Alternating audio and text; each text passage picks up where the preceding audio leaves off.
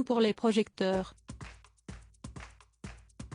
Depuis ce lundi 27 mars, le prince Harry affole la presse britannique. Après 6 mois sans mettre le pied dans son pays natal, le cadet de Charles III a opté pour l'effet de surprise en se présentant à la Cour de justice royale de Londres. Venu assister à 4 jours d'audience censés déterminer si un procès opposant l'époux de Meghan Markle et 6 autres célébrités à l'éditeur de presse Associated Newspaper Limited est nécessaire, le fils de Lady Diana aurait-il calculé cette apparition ? Dans le Télégraphe du jour, la question se pose étant donné que son père devait normalement se trouver en France pour une visite d'État. L'exilé américain voulait-il faire de l'ombre au monarque ? Ce qui est sûr, si est que le père d'Archie et Lilibet Diana n'a pas eu le choix concernant la date des audiences préliminaires.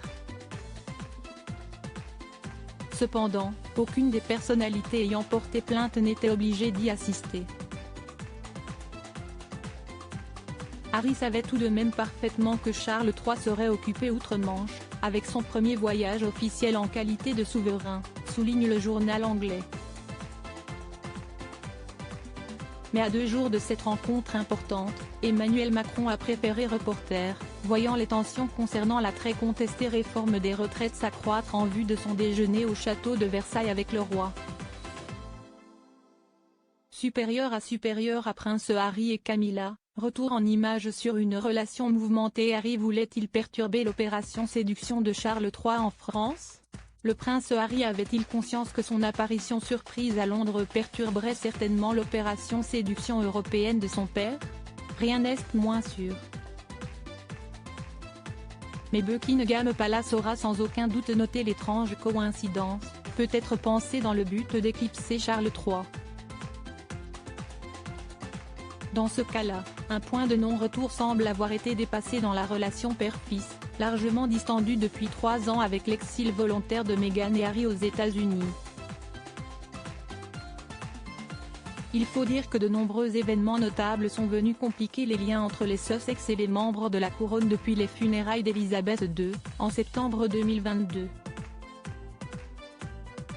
Le duc et la duchesse ont dévoilé leur série documentaire Netflix et le prince a publié ses mémoires explosives dans lesquelles il révèle sans filtre les tensions qui règnent au sein de la firme. Dernièrement, la princesse Lilibet Diana a été baptisée en Californie, sans la présence pourtant bienvenue de Charles III, de la reine consort Camille ou de ses héritiers, le prince William et Kate Middleton.